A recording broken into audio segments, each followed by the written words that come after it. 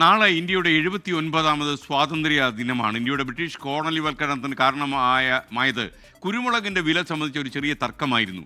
പുതിയ കാലത്ത് വ്യാപാര തീരുവകൾ രാജ്യങ്ങൾ തമ്മിലുള്ള തർക്കങ്ങൾക്കിടയാക്കുന്ന സമയത്ത് ആ പഴയൊരു കഥയിലേക്ക് നമുക്കൊന്ന് തിരിഞ്ഞു നടക്കാം. കുരുമുളകിൻ്റെ കഥ.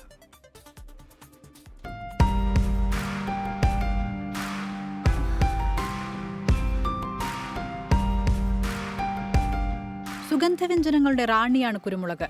കറുത്ത പൊന്ന് എന്ന വിശേഷണം.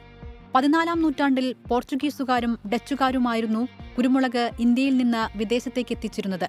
ഡച്ച് വ്യാപാരികളായിരുന്നു ലണ്ടൻ നഗരത്തിലെ പ്രധാന കുരുമുളക് കച്ചവടക്കാർ.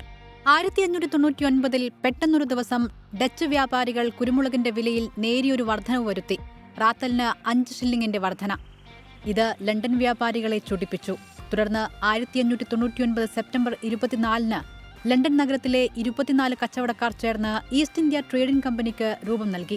8 മാസങ്ങൾക്ക് ശേഷം 1608 ഓഗസ്റ്റ് 24-ന് ഹെക്ടർ എന്ന ചെറുകപ്പൽ സൂറത്തിൽ നങ്കൂരമിട്ടതോടെയാണ് 339 വർഷത്തിലേറെ നീണ്ട ബ്രിട്ടന്റെ സമഗ്രാധിപത്യത്തിലേക്ക് ഇന്ത്യ നീങ്ങാൻ തുടങ്ങിയത്.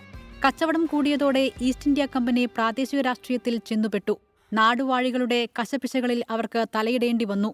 1757-ലെ പ്ലാസി യുദ്ധത്തോടെ ബ്രിട്ടീഷുകാർ ശരിയായ അർത്ഥത്തിൽ ഇന്ത്യ കീഴടക്കി തുടങ്ങി.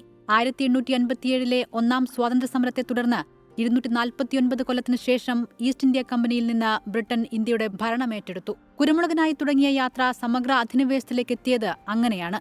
Research desk 24.